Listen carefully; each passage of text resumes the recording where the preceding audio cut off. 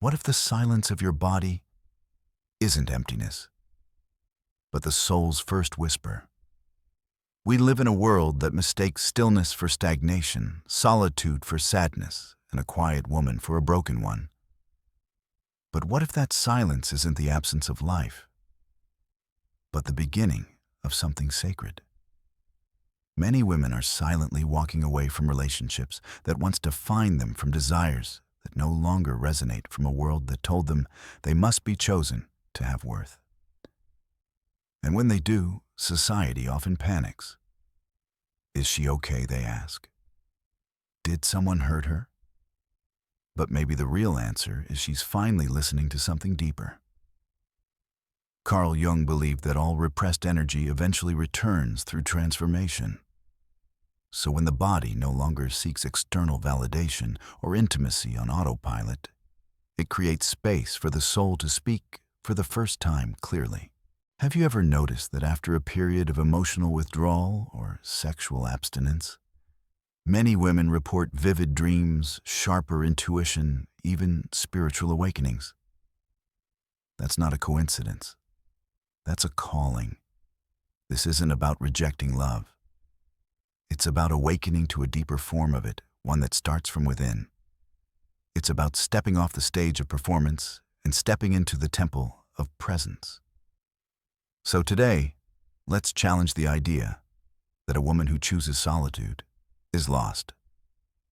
Because maybe she's the one who's finally found. Have you ever wondered why, in moments of deep stillness, when you're not chasing, not craving, not clinging something inside, you suddenly becomes louder? It's not a voice you hear with your ears, but with your entire being. A subtle awareness, a quiet knowing, a feeling that your soul is finally waking up. This is what often happens when emotionally mature women step away from physical pleasure, not because they're punishing themselves, but because they're listening for something deeper. In a culture obsessed with stimulation, abstinence is often misunderstood. It's seen as repression, as a void, or as loneliness. But in truth, it can be a sacred recalibration. Carl Jung once said that the privilege of a lifetime is to become who you truly are. But how can we become anything if our lives are constantly filled with noise, distractions, and expectations from others? When a woman stops chasing intimacy for validation, when she no longer fills her calendar with dates, her nights with noise, or her body with attention, she enters a kind of spiritual wilderness. At first, it can feel disorienting. But slowly, something miraculous begins to happen. Her dreams deepen, her intuition sharpens, her emotional clarity strengthens. It's like her internal compass gets restored. And that's not emptiness. That's awakening. I want you to imagine this. A woman sits alone, not because she's been left, but because she's chosen to be present. There's no TV on, no phone buzzing, just silence. Most people might run from that, but she leans into it. And in that space, something ancient stirs. Maybe for the first time, she starts to notice how her body feels without trying to please someone else. Maybe for the first time, she hears the stories her soul has been trying to tell her for years, the unprocessed grief, the forgotten passions, the quiet desires for meaning, not just connection. This isn't just about celibacy or solitude. It's about transmutation, about converting all that sexual and emotional energy into wisdom, creativity, and self-knowledge. In Jungian psychology, this is the beginning of individuation, the process of becoming whole. And to do that, a woman must face the parts of herself that were previously silenced, the wild, the intuitive, the unseen. Have you ever gone a few weeks without intimacy or dating, not because you couldn't, but because you chose to? If so, you may have noticed this subtle shift. You begin to feel more grounded. Your decisions become clearer. You stop asking, "Do they love me?" and start asking, "Do I love myself enough to let go?" And that shift is everything. Let me share a quick example. A woman I worked with, a successful, vibrant, always surrounded by admirers, told me one day that she felt utterly numb. Even though she was constantly in relationships, none of them nourished her. So she did something radical. She stopped. No dating, no sex, no chasing connection. Just stillness. She said the first few weeks felt like detox, emotionally and physically. But then the dreams came. Then the tears. Then the art. And what followed was a reconnection to parts of herself she hadn't felt since childhood. She didn't feel empty. She felt alive for the first time in years. This is what happens when the body goes quiet. It creates space for the soul to speak. And that voice isn't always gentle. It might remind you of the truths you've buried, the parts of you you've given away, the moments you've traded authenticity for acceptance. But in listening, you reclaim your power. Our culture teaches women that their value is in being seen, desired, touched. But what if the true revolution is in being still, being full, being enough, without needing to be chosen? This is the spiritual path most people miss. Because it's not glamorous, it's not Instagrammable, it's slow, sacred, and deeply uncomfortable at first. But the payoff, it's peace, inner strength, and clarity that no external validation can ever match. So if you're in a season of stillness, if you've chosen to step back from physical intimacy, from superficial connections, from the performance of love, don't question your path. You're not withdrawing from life. You're awakening to it, and what looks like silence to the world might just be the soul finally whispering, "Welcome home." There comes a powerful turning point in every woman's journey, one that Carl Jung so precisely described as the moment of meeting the shadow. It's the phase when a woman stops asking, "Will they choose me?" and instead whispers with deep certainty, "I choose me." It may sound simple, but this shift is seismic. Because for most of our lives, we're taught sometimes subtly, sometimes loudly, that love must be earned. That being wanted is proof of our worth. That to be chosen by someone else is the ultimate validation of our value. But what happens when a woman stops playing that game? She no longer dates just to feel seen. She no longer compromises just to be wanted. She no longer loves in hopes of being loved back.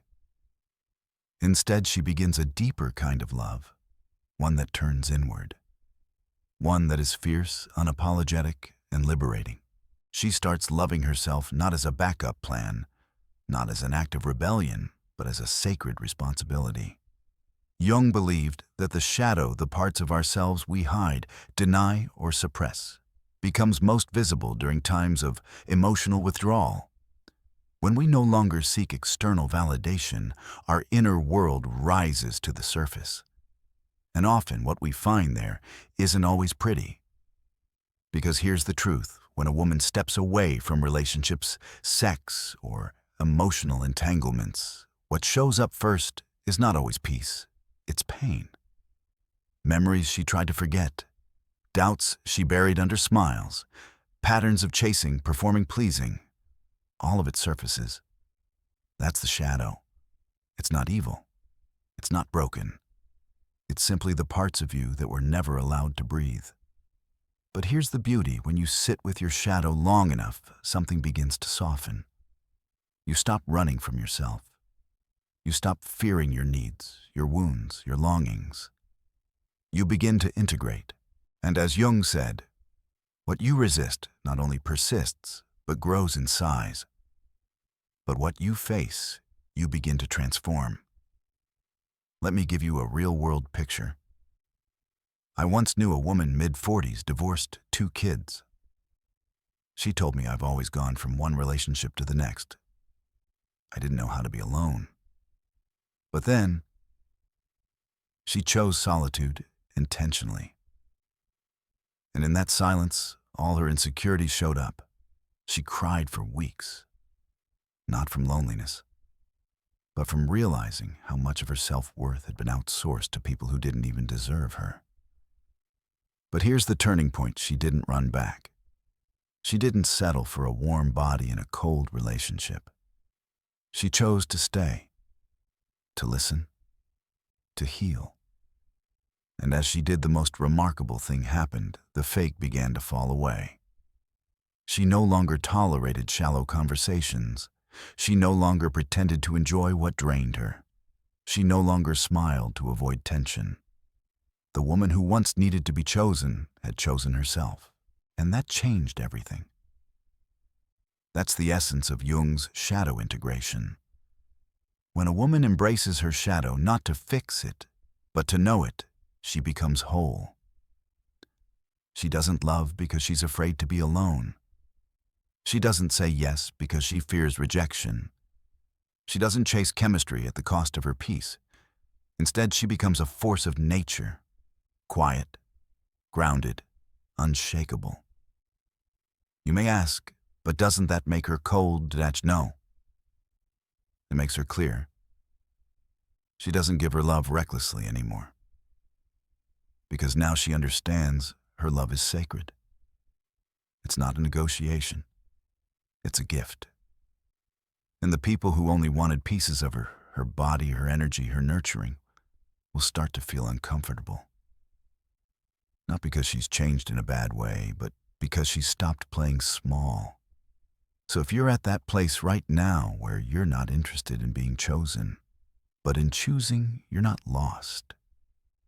You're just walking through the shadow. And the shadow is not your enemy. It's the doorway to your deepest truth. Remember this: when the superficial starts to fall apart, it's not a breakdown, it's a breakthrough. What remains after you stop performing is who you really are. And that version of you, she's not looking for a pedestal. She's building her own altar. From the outside, she looks absent, quiet, detached, maybe even distant.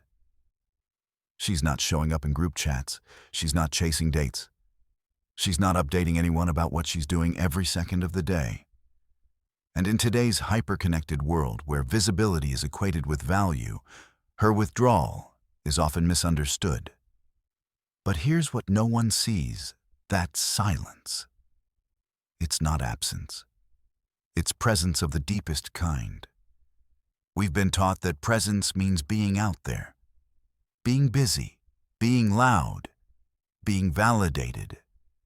But real presence, the kind that actually transforms you, is internal, invisible, unshakable. And that's what happens when a woman starts her journey inward. The world might think she's missing, but in truth, she's finally arriving. Because loneliness and solitude are not the same thing. Loneliness is the pain of disconnection from others. But solitude, it's the power of reconnection with your soul, your rhythm, your truth. It's a sacred space where she no longer feels the need to explain herself. It's where she asks questions like, what do I truly feel when no one's watching? What part of me have I been abandoning just to belong? What happens when I stop performing and just be? This space is not void. It's vibrantly full with clarity, with healing, with sacred rebellion. Carl Jung spoke often about individuation, the process of becoming whole. And solitude is one of its most potent tools. Because when all the noise fades, when the distractions fall away, what remains is you. Not the version of you curated for others, but the raw, untamed, intuitive self. Let's be real for a moment. Modern society isn't comfortable with this kind of silence, especially when it comes from a woman. We glorify productivity, visibility, social engagement. So when a woman removes herself from that system, people rush to label her bitter cold, depressed, broken. But maybe she's not broken.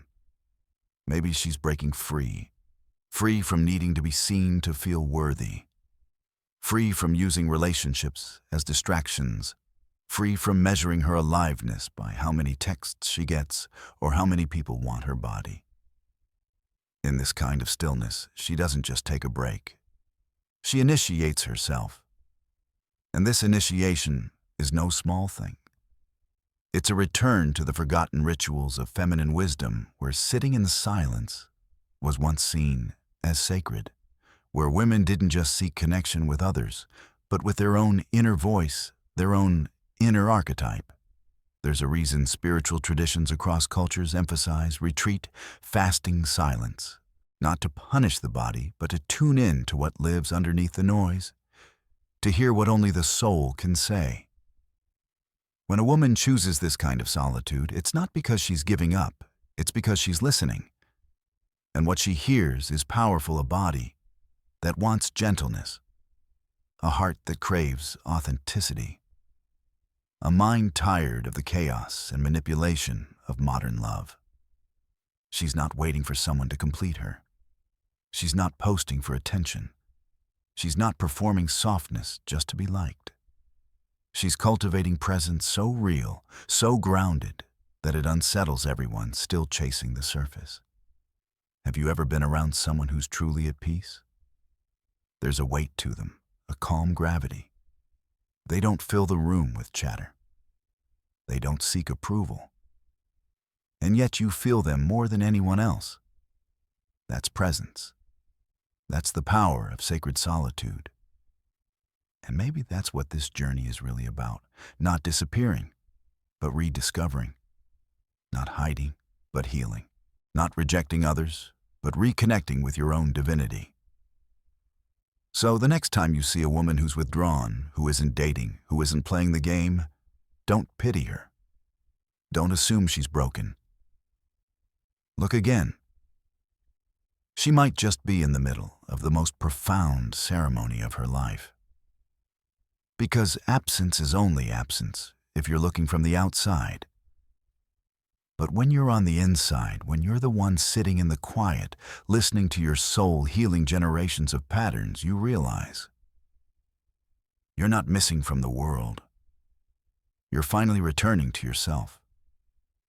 And that, my friend, is a presence this world desperately needs. There comes a moment in a woman's life when the noise becomes unbearable. Not just the literal noise, but the emotional static. The constant expectations, the subtle performances, the need to smile when she's tired to say yes, when her soul screams no to be chosen instead of choosing herself. And then she stops. She steps away, not out of bitterness, but out of clarity. Not because she's running from love, but because she's finally running toward truth. This is the moment when the archetype of the wild woman awakens. Not wild in the chaotic, reckless way that society fears, but wild as in untamed, unbought, and unapologetically sovereign. Carl Jung believed that deep within the psyche of every individual lives a series of archetypes, ancient energies, that shape our behaviors, dreams, and desires. And one of the most potent for the feminine journey is the wild woman. She doesn't seek approval. She doesn't perform softness to be accepted. She doesn't twist herself into shapes that please others. Instead, she listens to her cycles, to the earth, to her own breath. She belongs to herself first. You may have seen this woman in your life. She's the one who stopped chasing relationships that drained her. She's the one who pulled away from gossip, chaos, and emotional drama, not because she's cold, but because her peace became sacred. She's the one who traded high heels for barefoot walks in the forest, who swapped texting games for journals full of poetry and prayers. To the outside world, she may look like she's disappearing, but in reality, she's returning to something ancient, something primal, something true. Because every time a woman rejects the false self that society tried to sell her, the pleasing girl, The fixer, the caretaker, without boundaries, she makes space for the wild woman to rise.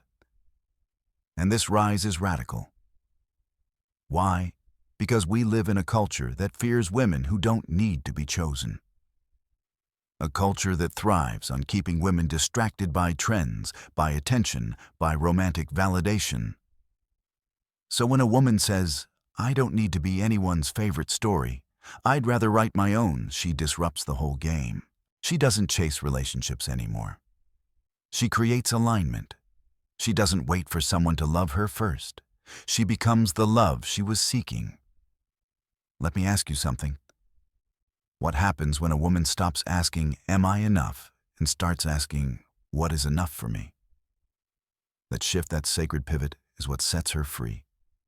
And in that freedom, something unexpected blooms. Not just solitude, but radiance. Not just quiet, but magnetic presence. Not just detachment, but clarity so sharp it cuts through illusions. This is not the lonely woman.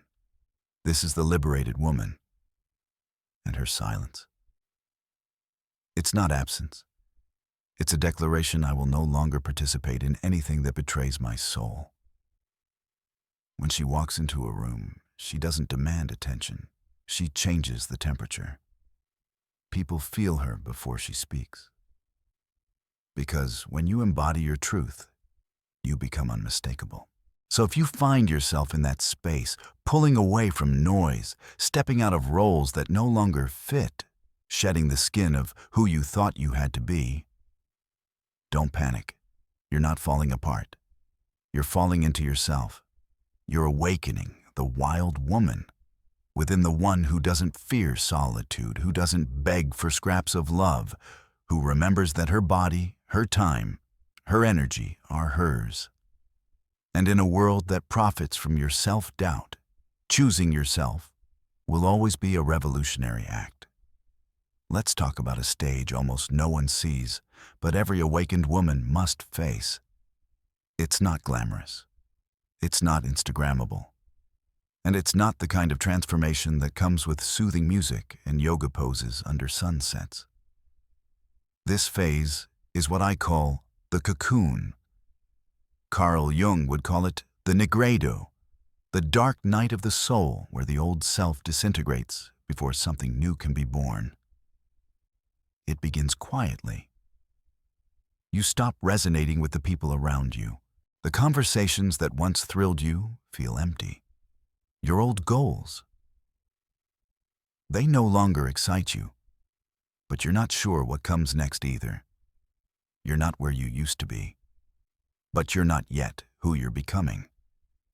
This is the in-between, and it's excruciating. Emotionally mature women, especially those on the path of individuation, don't get here by accident. They often arrive after heartbreak, disillusionment, betrayal, or a deep inner calling that can no longer be ignored.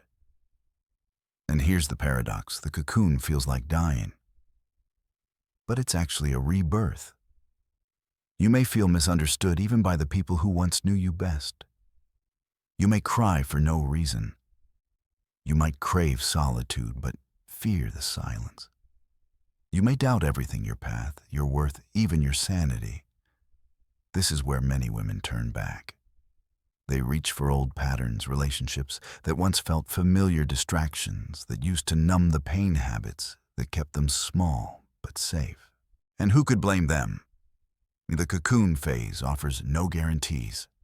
There's no manual, no applause, no timeline, just you. And the ache of becoming. But here's the truth.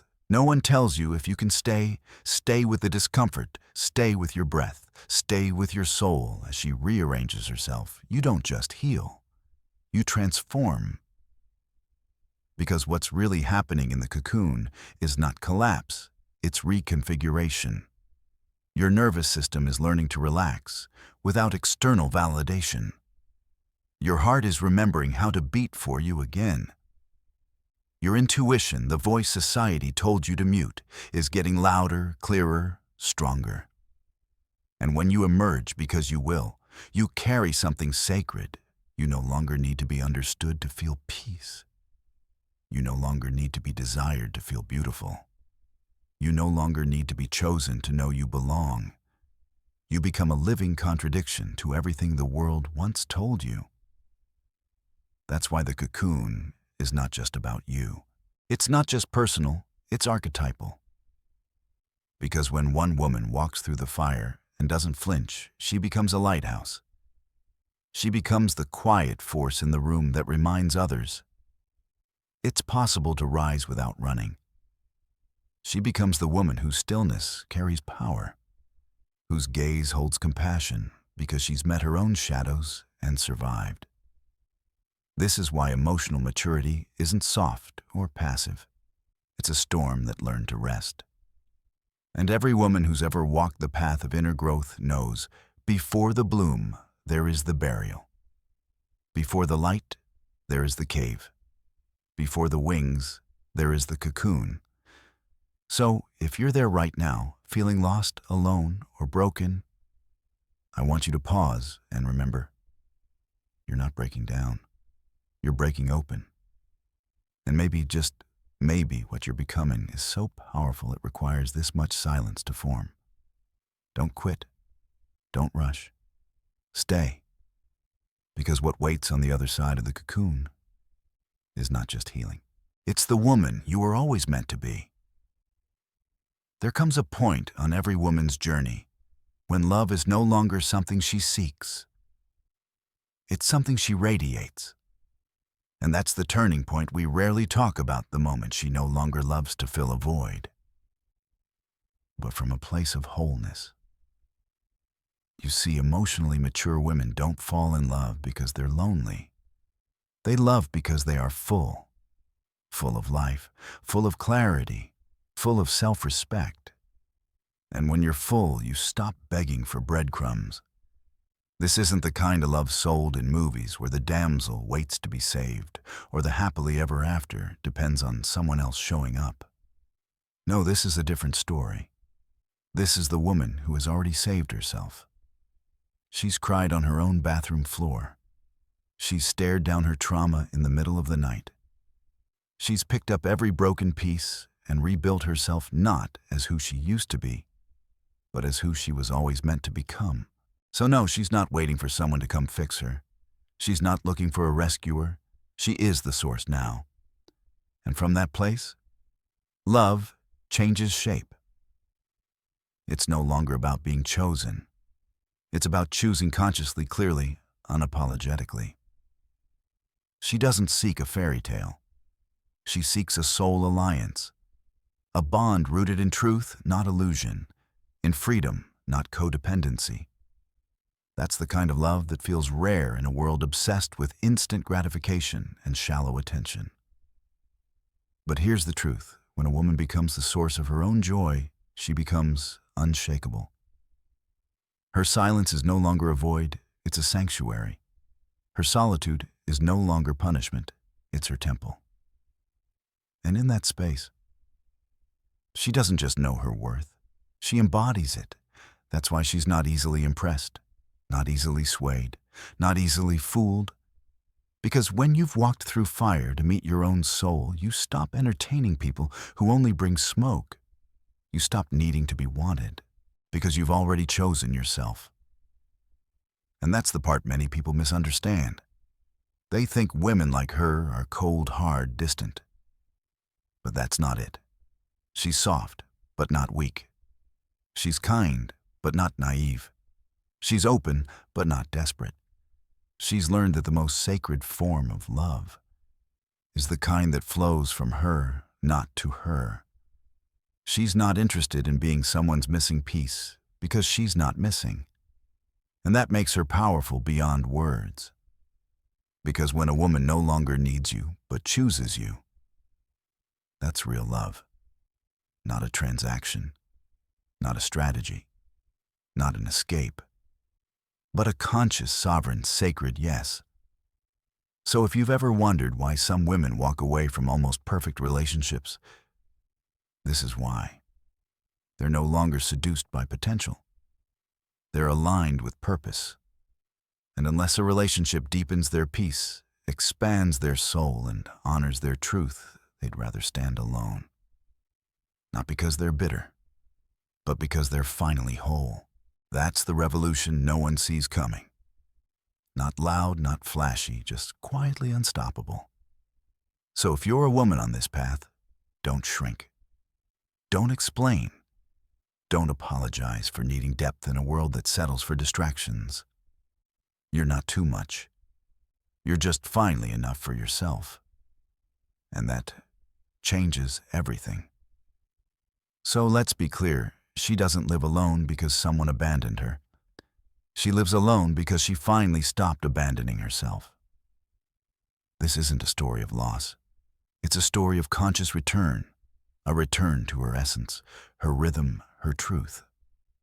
Carl Jung called it individuation, the journey back to the truest version of who we are, beneath the roles, the noise, the pressure to be chosen. And she's walking that path, not with bitterness, but with clarity. Not with isolation, but with fierce emotional freedom. Because in a world that still measures a woman's worth by her relationship status, she becomes the quiet rebellion. A living reminder that love is not the only definition of a full life. Especially not love that costs you your soul. She redefines femininity on her own terms. Not as sweetness for approval, but as rooted power. Not as romantic dependence, but as sovereign presence. So if this message stirred something in you, a memory, a longing, a truth you've been afraid to name, don't let it pass by. This moment of resonance is not random. It's your soul whispering back. Like, comment, subscribe. Not out of habit. Not for the algorithm. But as an act of conscious alignment, a way to say, yes, I see this. I feel this. I'm ready to live it.